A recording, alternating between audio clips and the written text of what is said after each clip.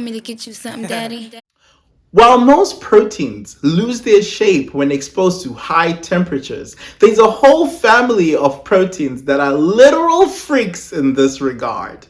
I've always considered cooking and science to be cousins. So today I'm going to show you how you can use your kitchen as your brand new laboratory. See, when you raise the temperature, much like in hip hop, everything starts to unfold. This is Hip Hop Biochemistry. You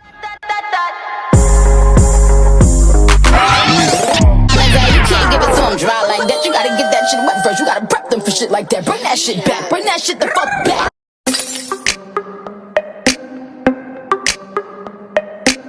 Trey Tracks, I think we got one. Yeah. It's trap let me season, see bro. you. Yeah, ho, yeah, I know that you can talk. You talking all that shit, but let me see if you can walk. Hi, I'm Mook and welcome back to my channel.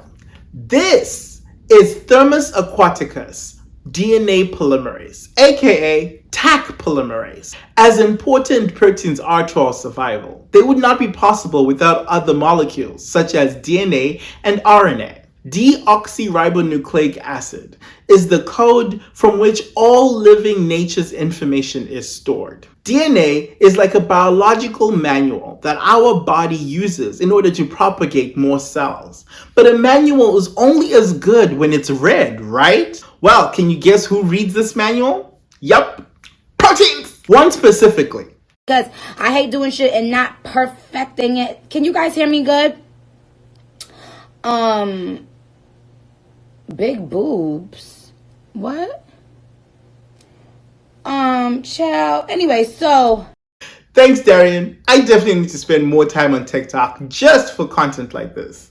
The protein that aspiring comedian and fellow scientist at Lab Shenanigans was memeing here is called a polymerase. These polymerases are the librarians of our cells that read DNA from its storage state into the working machines that we know as proteins. So organisms have polymerases for both DNA and RNA. These proteins are the gatekeepers of a process that scientists know as the central dogma. The central dogma of molecular biology describes a two-step process that takes the information encoded in genes, which are made of DNA, reads and transcribes it into a different molecule, ribonucleic acid, also known as RNA, and then translates that into the proteins that we know and love. So all roads lead to proteins. That's how important they are. In my last video, we discussed a protein that makes melanin, the pigment that colors our skin.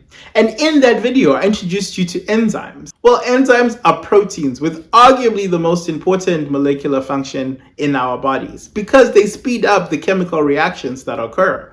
See, from enzymes in your mouth in the form of saliva that help break down food, they cut up foreign invaders that enter our cells, as in the case of lysozyme, and in this case, they are polymerases that read DNA and RNA to turn them into workable machines known as proteins. So it turns out that nature evolved to keep these molecules happy and well behaved, including keeping the temperature just right.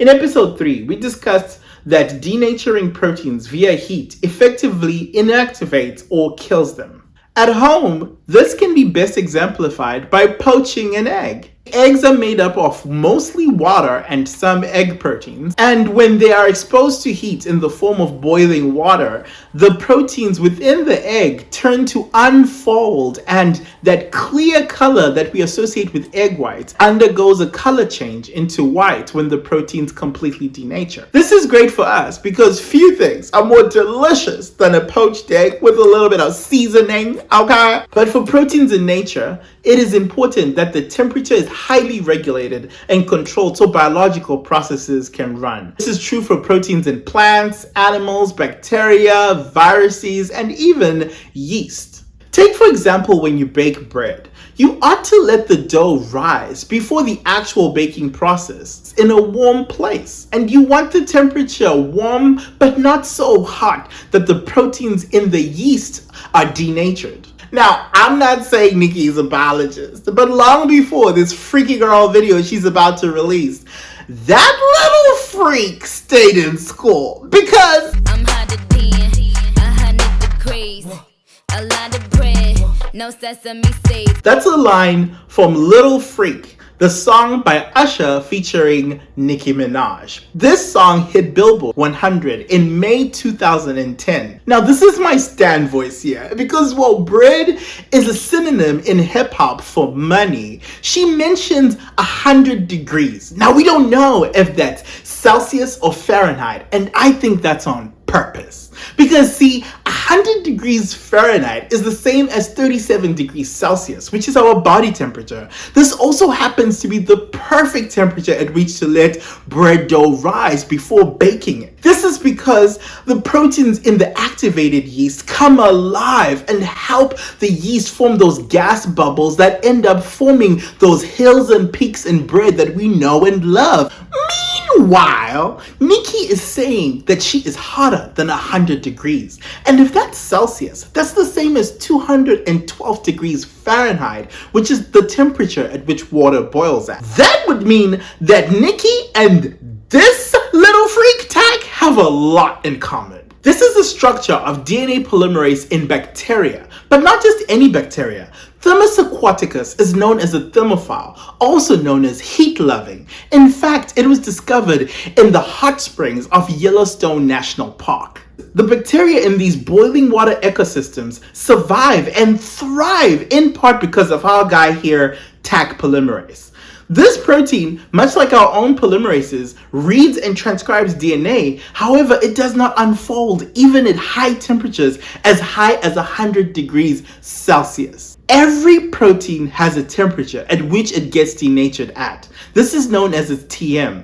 And there do exist a few proteins like Taq who are built for this and are known as thermostable because they can withstand denaturation even at high temperatures. Because of this, the discovery of Taq polymerase has led to one of the biggest biotech discoveries of all time, the polymerase chain reaction, also known as PCR for short. Yes!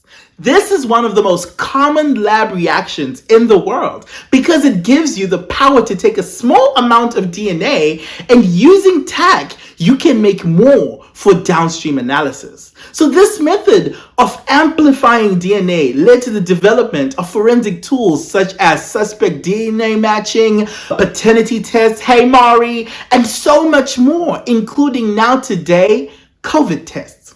Oh yes!